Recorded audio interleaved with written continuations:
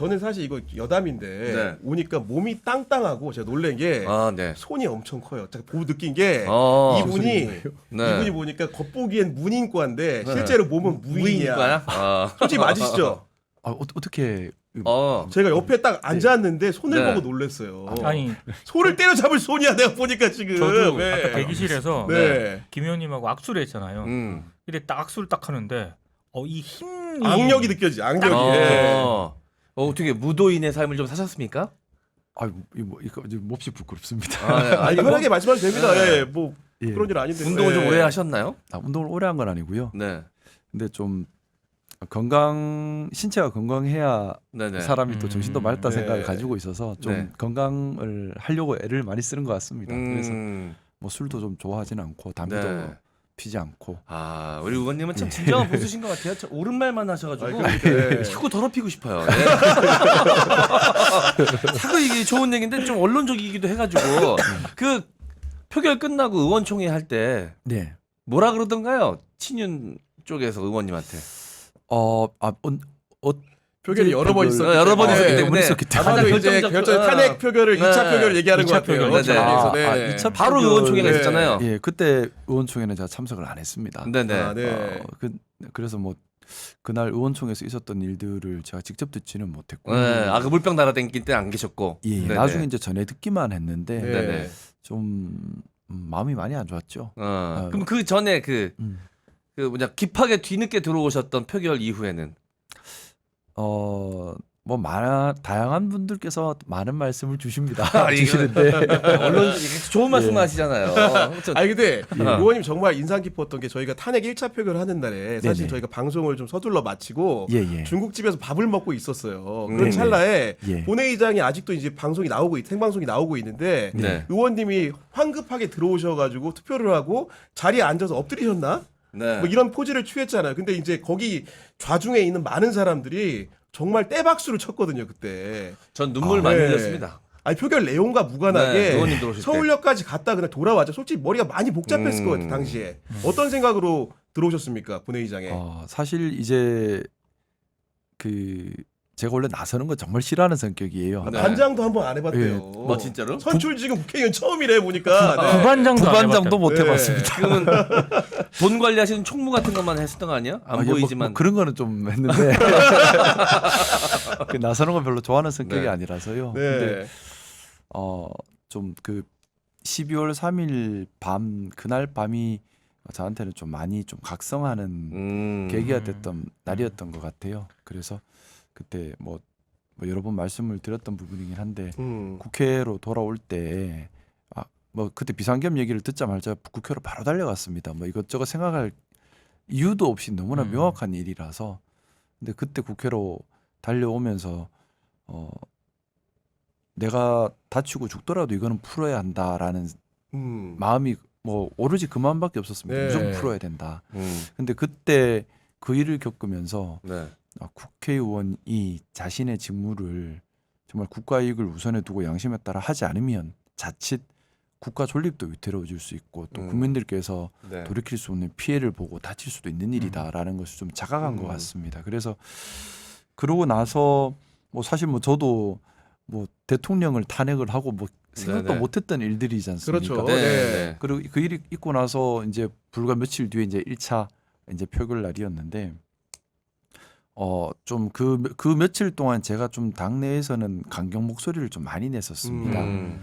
이유는 너무나 명백한 군사 반란을 일으킨 것이고 또 이것은 민주주의에 대한 본질적 위협이었고 그러면 또 그때 뭐 기억나시는지 모르겠지만 2차 계엄 얘기가 너무나 많았고요. 네. 또 경우에 따라 전쟁 위험도 컸었던 맞아요. 네. 실제 시기였고. 2차, 3차를 계획하고 있었다라고 또 증거들이 나오고 나왔죠. 있죠. 맞습니다. 그래서 사실 그때는 나라를 지금 자칫하면 네. 민주주의가 무너지고 자칫하면 나라가 전쟁 상태가 될 수 있다. 불안정한 대통령의 직무를 하루 빨리 정지시키는 것이 지금 급선무다. 오로지 그 생각이 많았습니다. 그래서 뭐 당연히 탄핵에 대한 얘기를 저도 당내에서 많이 했었고요.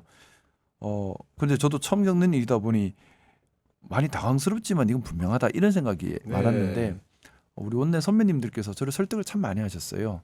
정말 설득을 많이 하셨고 너의 울분도 이해하고 그 네가 틀렸다는 거 분명히 틀린 것도 맞다. 근데 탄핵보다는 스스로 내려오게 하는 게 훨씬 하야 절차도 쪽으로 빠르다. 유도하자. 예. 빠르고 국가 혼란도 덜하지 않느냐.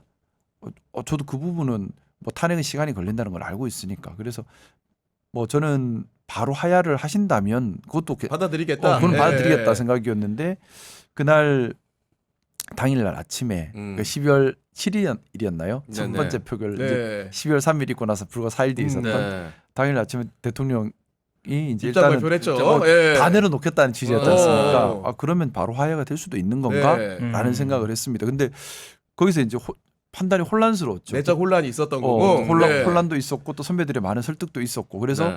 그래 그러면 뭐 원만하게 즉시 하야한다면 이게 더 나을 수도 있지 않나라는 생각과 선배들의 이제 여러 가지 설득과 이렇게 해서 좀 혼란하는 상태에서 당론은 정해졌고요. 근데 표결 자체를 불참한다는 당론은 전 도저히 좀 이해가 안 되는 거예요. 네. 받아들일 네. 수도 없고 그래서 국회에 있는 게 너무 괴로워서 이제 가는 차를 돌려가지고 와서 서울로 인터뷰를 하게 된 예. 건데. 네. 그렇게 됐죠. 네. 그때 인터뷰 들어오시는 모습부터 인터뷰할 때까지가 진짜 눈물 배리였거든요. 맞아요. 예. 근데 마지막 한마디로 눈물이 내려가던 게 이렇게 올라갔어요. 근데 그때는 그래서 좀 원망스럽기도 했습니다, 의원님이. 당일에는 네. 근데 지금은 쭉 보면 그 그렇게 서사가 보면 약간 이유가 다 있어. 예. 네. 예. 논리적이야. 네, 그래서 스스로 성장 결정이. 서사가 예. 있어요. 그래서 맞아요. 예. 그 이후에 1인 시위 하시고 네. 지금의 행보까지 저는 한 인간이 약간 정치인으로서 성장하는 모습을 옆에서 지켜보는 것 같아서 응원하게 됩니다. 그거. 아니 그리고 아유, 원래 감사합니다. 계엄 네. 해제 당일에는 그래도 옆에 20명 가까운 사람들이 있었잖아요. 네네. 국회의원 동료들 중에 자당의 동료들이. 예. 근데 1차 탄핵 표결할 때 그랬고 뭔가 소수화되는 느낌을 받았고 그 이후에 2차 가결 표결 이르기까지는 점점 더 고립이 되는 느낌이 강했단 말이에요. 그 시간이 굉장히 외롭고 힘들지 않았습니까? 뭐 사실 외롭고 힘들다라는 생각보다 좀 답답한 마음이 많다가 정확한 표현인 것 같습니다. 뭐냐면 하면 뭐 아까 저희 박지원 선배님 계실 때도 드렸던 네. 말씀이지만은 뭐 저는 그렇게 생각합니다. 권력이라고 하는 것은 견제와 균형을 이루지 않으면 절대 적으로 부패할 수밖에 없다는 생각을 가지고 있고요. 그리고 어쨌든 우리 국민의 힘이 분명 잘못했죠. 잘못했지만 그렇다고 견제력마저 잃어버린다면 그러면 우리나라의 견제받지 않는 거대 정당과 그 거대 정당이 가는 길을 어떻게 막을 방법이 전혀 없는 형태가 되는 것이 저는 우려스럽거든요. 네. 그래서 저는 우리 당이 국민들로부터 최소한의 지지를 받아서 견제력을 회복하기를 너무 바라는데 네. 가면 갈수록 반대 방향으로 가고 있는 것이 너무 안타깝고 답답합니다. 그리고 저는 그렇게 생각합니다. 보수도 필요합니다. 또 진보도 당연하죠. 필요합니다. 네. 당연하죠. 네. 중요한 건 건강해야 된다는 겁니다. 네. 건강한 보수, 건강한 진보, 또 건강한 녹색당, 건강한 노동당 이렇게 가치 지향의 여러 정당들이 다원적인 나와서 형태로. 네. 서로 가치 경쟁을 해야 하고요. 네. 근데 장기적으로는 그렇게 만들어 가야겠지만 어쨌든 22대 국회가 출발한 지 얼마 되지 않다 보니 앞으로 3년은 현 구조대로 갈 수밖에 없다는 분명한 현실적인 한계가 있습니다. 한 가지 저도 질문 드려도 돼요? 예. 그러니까 그냥 아주 속된 질문입니다. 지금 국힘 내부에서 네. 울산이 지역구시잖아요. 네. 근데 솔직히 저도 이제 그 PK 쪽에 친구도 많고 네. 네. 지인도 있는데 그 정치 분위기라는 게 대충 어느 정도인지는 알거든요. 근데 이런 선택을 하지 않고 그냥 국힘 내부에서 울산 지역구도 뭐 적절하게 관리하고 지금 국힘 내부에서 이런 윤석열 그냥 대세에 따르고 대세에 따르고 이러면은 솔직히 그냥 재선 3사 할 수도 있다. 아니 뭐 4선까지 할 수 있다고 보거든요. 네. 근데 이 선택을 하셨어요. 네. 후회 안 하세요? 후회는 안 하는데요. 말씀처럼 그냥 얌전히 있었으면 아마 여기 비대위원 명단에 제가 올라갔을 수도 있고. 맞아요. 아까 제가 비대위원 명단 보면서 그 생각했거든요. 그러니까 김재섭 의원, 네. 김용태 의원 올라 있는 거 보니까 우리 김상우 의원도 어떻게 보면 마음을 고쳐 먹었으면 중간에라도 네. 비대위원 사실은- 되셨을 것 같습니다. 보니까. 네. 사실 제 지역구가 보수세가 정말 강한 그것도 강성 보수가 강한 지역구입니다. 그렇죠. 울산이 네. 지역별로 좀 다릅니다. 예를 들어 네. 울산 동구는 노동자들이 많아서 민주당세가 가고 울산 북구는 노동당이 정통적으로 그렇죠. 들고 맞아요. 있는 네. 민주당도 못 들어옵니다. 거기는 네. 노동당이 가지고 있고. 근데 뭐 제가 있는 울산 남구 같은 경우는 신정 1, 2, 3, 4, 5동은 전통 보수 네. 지역이고요. 옥동은 서울로 치면 강남 쪽입니다. 그러다 보니까 울산에서도 보수세가 가장 강한 지역입니다. 강한 지역인데 또 젊은 분들이 많이 안 계세요 울산은. 아. 그러다 보니까 아무래도 강성 보수가 많습니다. 근데 강성 보수라고 우리 표현을 하지만 그 안에는 보수주의자도 있을 것이고 그렇죠. 막연한 구구 지향자도 있습니다. 네. 어쨌든 섞여 있는 강성 지지층이 많은 지역인데 그렇기 때문에 저는 이제 TK 쪽 의원님들이 움직이는 것도 이해가 충분히 돼요. 왜냐하면 TK 의원님들은 그렇습니다. 그냥 중요한 건 공천입니다. 그분들은 네. 아니 그러니까 공천만 받으면 또 되시거든요. 맞아요. 그러니까 네. 중요한 건 공천이니 그러면 공천이 중요하다면 다음에 중요한 건 뭘까요? 공천을 위해서 당의 헤게모니를 안 뺏기는 게 더 중요한 일입니다. 네. 그래서 저는 감히 좀 그 생각합니다. 아마 그분들 입장에서는 민주당보다는 한동훈 대표가 더 위협적으로 느껴졌을 수 있습니다. 그렇기 때문에 왜냐하면 네. 당의 쇄신을 강조하다 보면 쇄신 대상이 되는 것이 가장 싫은 일이거든요. 그렇죠. 그럼 네. 공천을 못 받게 되니까. 네. 그러면 공천만 받으면 다음이 있으니 오로지 공천에 그러니까요. 예.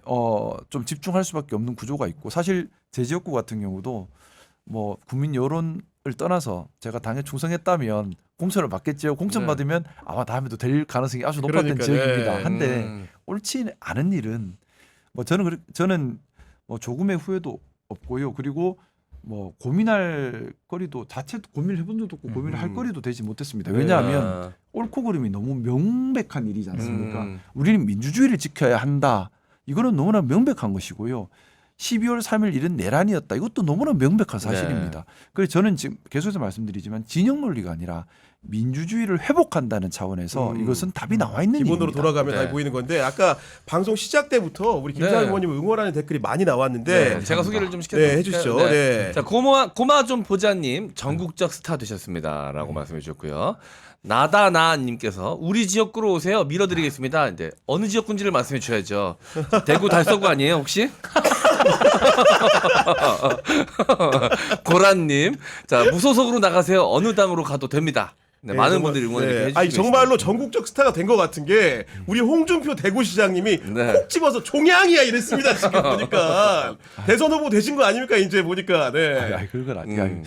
근데 저는 뭐 좀 지금 생각이 그렇습니다. 제가 사실 뭐 자리 욕심 있는 사람도 아니고요. 그렇게 권력 욕심 있는 사람도 아니라서 국회의원을 오래 해야지나 생각도 사실은 없습니다.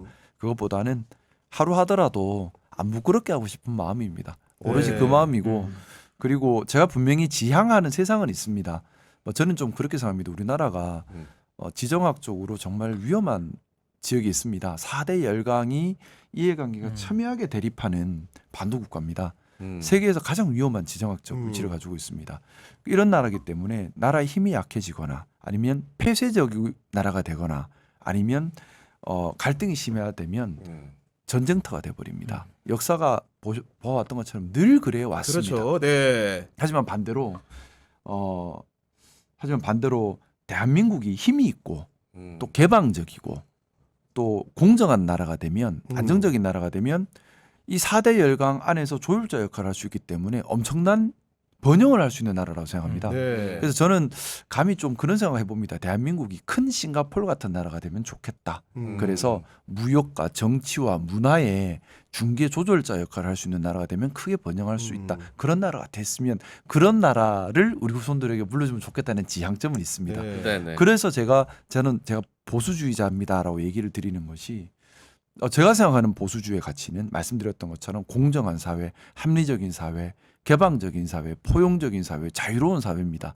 이런 사회, 이런 가치들이 보장받는다면 빅 싱가포르 같은 모습의 대한민국이 될 수 있을 것이라는 생각을 가지고 있고 그러면 대한민국이 크게 번영하고 정말 민주적이면서도 경제적으로 네. 문화적으로 아주 존중받는 나라가 될 거다. 그리고 평화의 중심적인 역할을 할 거다라는 믿음이 있습니다. 저는 그런 나라를 만들고 싶어서 그런 나라를 만드는데 조금이라도 도움 됐으면 하는 생각에서 보수주의자입니다라고 정치를 네. 시작을 했던 것이고요.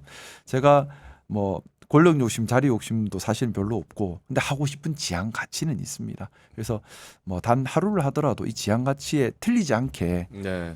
제 역할을 하고 싶고 또 안 부끄럽게 하고 싶고 그런 마음입니다. 그리고 뭐 저는 우리 울산 시민들을 정말 사랑하고 또 존경합니다. 저는 우리 울산 시민들께서 정말 현명하시다 믿고 있습니다. 일부 지금 이런 비난과 논란이 일어나고 있는데 말씀 올렸던 것처럼 저는 정면으로 더 많은 논쟁, 더 많은 논란을 저로 인해서 일어났으면 좋겠습니다. 그러면 우리 존경하고 현명한 우리 울산 시민들께서 무엇이 옳은 길인가를 판단하실 거라 믿습니다. 네. 맹목적인 그리고 뭐 지나치게 편협한 그런 구구가 아니라 진짜 품격 있고 또 진짜 강한 그리고 포용적인 자유롭고 개방적인 이런 보수를 선택하시리라 믿고요. 네. 그런 보수의 변화가 대한민국에 반드시 필요합니다. 네. 그리고 얼마 전에 대권 도전을 시작한 개혁신당 이준석 의원이 이런 말을 했습니다. 네. 김상욱 의원 정도 아니면 국민의힘과 단일화는 불가능하다. 네. 이 말에 대해서 어떻게 생각하십니까? 저도 개인적으로 이준석 의원을 참 좋아하고 많이 배우고 있어요. 되게 똑똑합니다. 그 친구는요. 정말 똑똑한 전략가고 정말 대한민국에 필요한 인재라 생각 가지고 있고요. 말씀 올렸던 것처럼 저는 권력 욕심이나 자리 욕심이 있는 사람이 아니에요. 그냥 사실 이 국회의원이란 직도 저는 하루하루 정말 무겁게 느끼고 있습니다. 제가 진짜 12월 내내 잠을 거의 제대로 못 잔 것 같습니다. 지금 사실 몸 상태가 아까 몸이 단단하다 하셨는데 사실은 몸 상태가 지금 엉망입니다. 정치하기 전에는 감이 온 거군요. 보니까 저 정치하기 전에 몸 좋았어요. 네. 정치하기 전에는 네. 제가 배 복부 왕자도 딱 있고요. 어디 가면 우통 벗는 거 참 좋아했는데 네. 요즘은 제 몸 하나 건사도 힘듭니다. 잠을 들 수가 충분히 없어요. 이해합니다. 너무 정말 모르겠습니다. 어떻게 보실지 모르겠지만 저는 표결 한번 할 때마다 꼬박 정말 고민 많이 하는 것 같아요. 이번 국무총리 탄핵 표결할 때도 거의 밤에 잠을 또 못 잤습니다. 이유가 분명히 100번도 더 탄핵을 시켜야 되는 사람인데 탄핵한 다음에 국가가 겪을 일, 그 다음에 대안이 있을까를 네. 또 고민하다 보니까 또 갈등이 커지는 거예요. 그래서 저 혼자 결정할 수 없어서 좋게 한 100분 이상께 여쭤봤던 것 같습니다.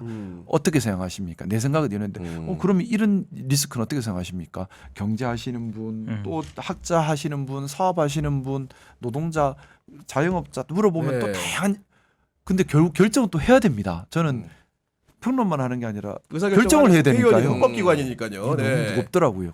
저는 그래서 사실은 국회의원으로서 생활하는 하루하루를 정말 무겁게 받아들이고 있습니다.